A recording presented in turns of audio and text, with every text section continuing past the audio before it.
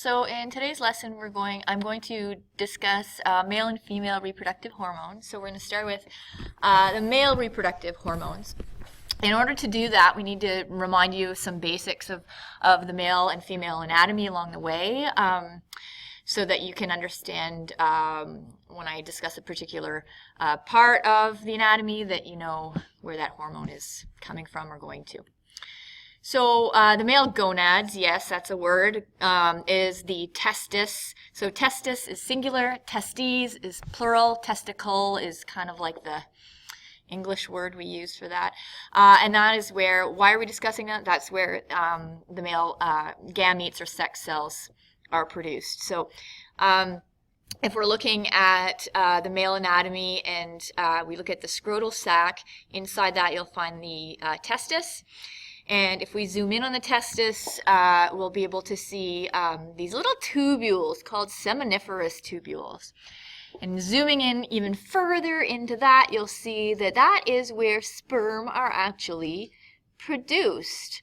And in very close proximity, you'll see that there are specialized cells that are therefore secreting the hormone testosterone.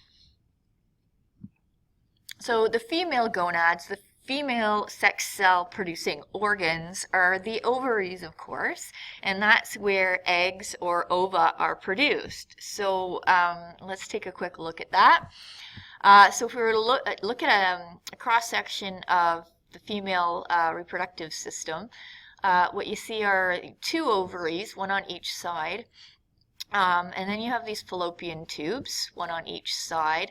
And what's interesting about this is you can see at the end of each fallopian tube are sort of like these finger-like projections. They're called fimbria. So the fallopian tubes are not actually connected to the ovary. They're just kind of close together, so that when an egg is released from the ovary, it has to make its way to the fallopian tube and then travel through the fallopian tube to the uterus. So here's the uterus. The cervix is essentially just this opening that connects the vagina to the uterus, and the endometrium is this sort of thick vascular tissue that lines the uterus, and we're going to see how it's involved in menstruation. So let's get back to the ovary. So the ovary, if we were to zoom in on it and look at a cross-section, this should look somewhat familiar because we tackled that just slightly in grade 11 biology. So unlike with men, women are born with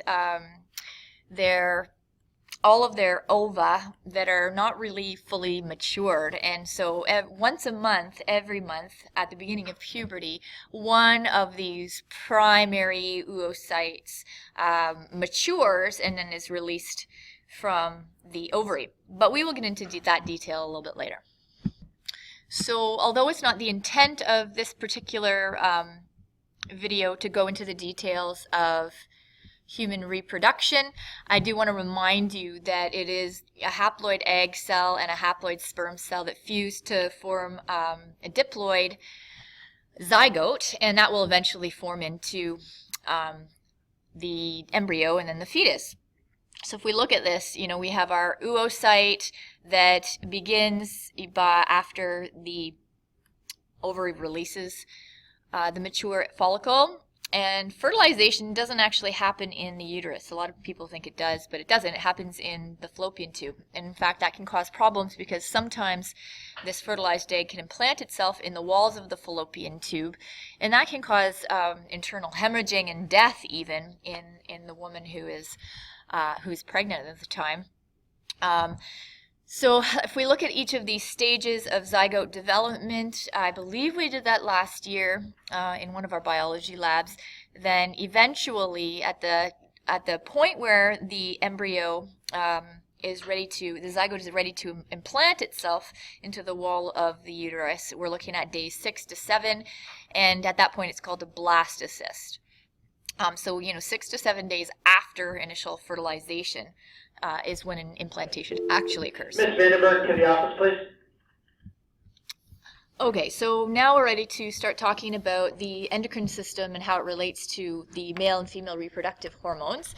The male reproductive hormone that people tend to think about is testosterone.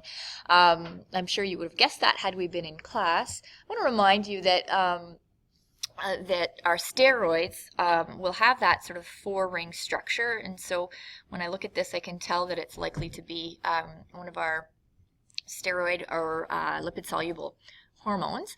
So it has a few functions, and you'll find that many of the hormones that we're going to talk about today will have more than one function. So one of them is obviously the production of those mature sperm cells. So without testosterone, those sperm cells will not be able to mature and assist in fertilization.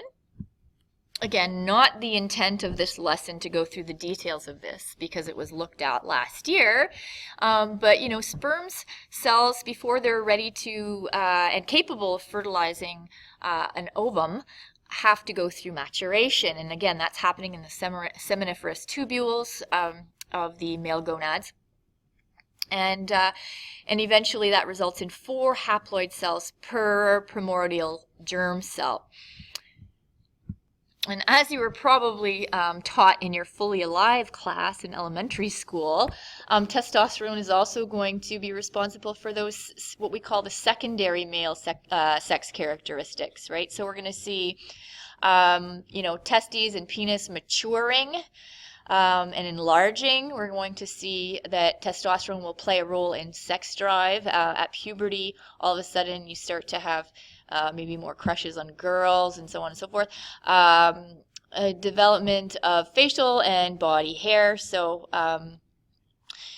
deepening of the voice, and that's mostly because your larynx is enlarging and thickening. And, as air passes across your larynx, the vibrations are a little bit different. That causes a little bit of crackling that you hear, and your voice will get deeper. Also, along with all these other wonderful symptoms, we're going to see body oils increase in production. So that's going to result in potentially a little bit of acne, whereas you may not have had any before, and as well as some body odor. So aside from testosterone, there are 3 other hormones that we need to be concerned about in reference to the male reproductive hormones. So the first is luteinizing hormone, which we can abbreviate LH.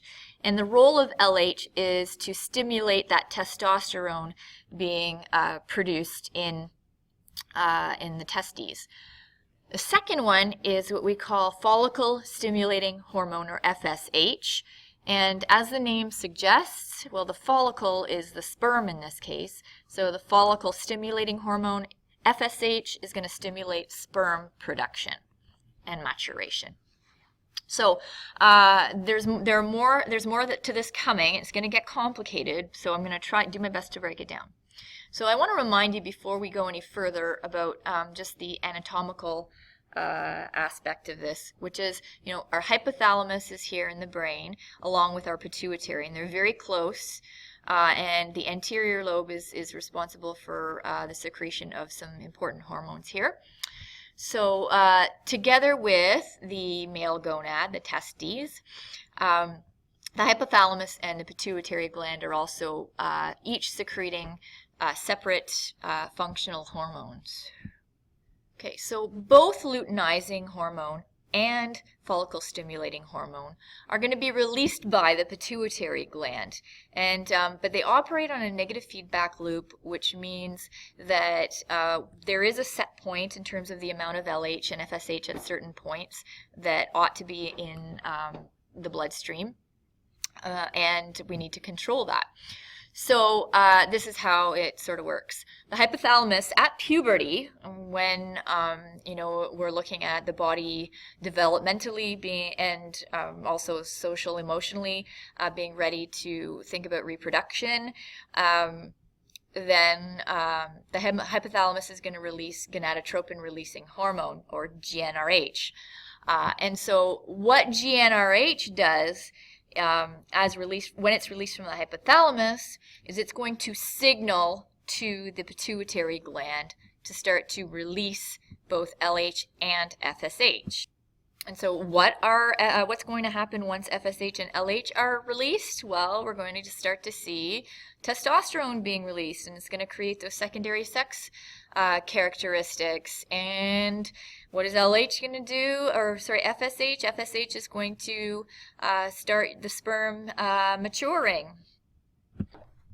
And it's actually high testosterone levels that are being detected in the bloodstream that are going to be the part of the feedback loop that goes back and lets the pituitary and the hypothalamus know that no more LH needs to be released. So again, the loop will be that, so if we need at puberty to start testosterone and sperm maturation, that the hypothalamus is going to signal to the pituitary, and the pituitary is going to, by way of GnRH.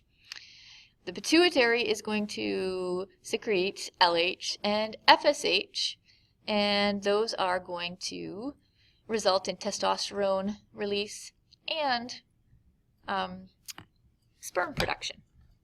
Once the level of testosterone in the bloodstream becomes high enough, then it will feed back to the pituitary to inhibit LH, and the LH will feed back to the GnRH and slow it down. I hope that was simple enough. If you have any questions, save them for tomorrow, hopefully, and we will chat.